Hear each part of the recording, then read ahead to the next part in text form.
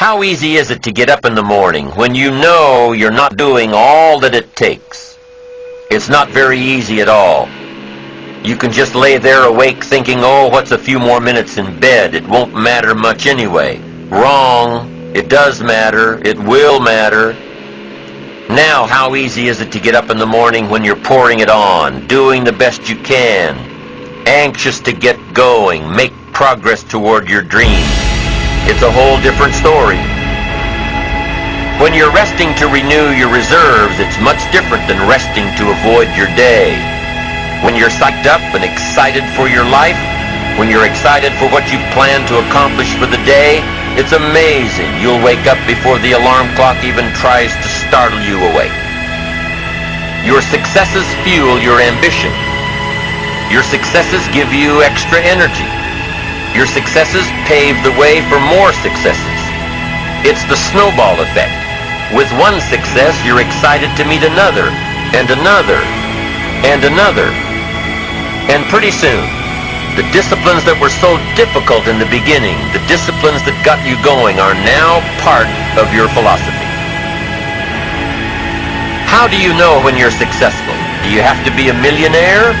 No. All we ask of you is that you earn all you possibly can. If you earn $10,000 a year and that's the best you can do, that's enough. God and everything else will see to it that you're okay. The key is to just do the best you can. If it's $10,000 a year, wonderful. If it's $100,000 a year, wonderful. If it's $1 million a year, wonderful. It doesn't matter, 10,000 a year or $1 million a year. It doesn't matter as long as you've done the best you possibly can. Earn the most you possibly can. Be the most you possibly can. And here's why. The essence of life is growth. The essence of life is growth, to do the best you can. And here's what's interesting. Humans are the only life form that will do less than they possibly can. Humans are the only life form that will settle for less. Every other life form except human beings strive to its maximum capacity.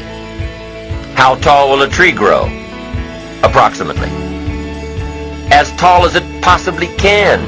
You never heard of a tree growing half as high as it could. No, trees don't grow half. Trees send their roots down as deep as possible, stretch their limbs up as high as possible, produce every leaf possible and every fruit possible. As a matter of fact, you never heard of a human physically growing half. We keep growing until we're done. Now that's a part of life we can't control. It's genetically coded.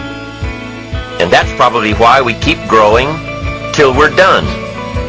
Because we can't control that part. It's the rest of our growing that we control.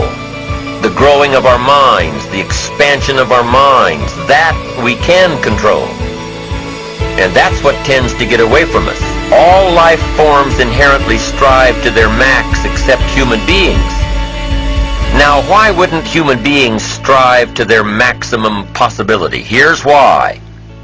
Because we've been given the dignity of choice. It makes us different than alligators and trees and birds. The dignity of choice makes us different than all other life forms. And here's the choice. To become part of what we could be, enough to get by, or to become all that we can be. My best advice for you is to choose the all. Earn all you can. Make all the friends you can. Read as many books as you can. Develop as many skills as you can. See as much as possible. Do as much as possible. Make as much fortune as possible. Give as much of it away as possible. The max. There's no life like it. I'm telling you, once I got on track, I've never looked back. Pick up the challenge. Go for it. Take the best of the two easies. Take the route of it's easy to get ahead. It's easy to do all you can. It's easy to succeed. It's easy to have financial freedom. The more you do, the more you get. So the two primary benefits of positive reinforcement are, number one, to build good habits. And number 2, to create more energy to fuel your ambitions, your desires, your achievements. How can you isolate what's working for you and what isn't? How can you make sure that you are reinforcing your positive disciplines?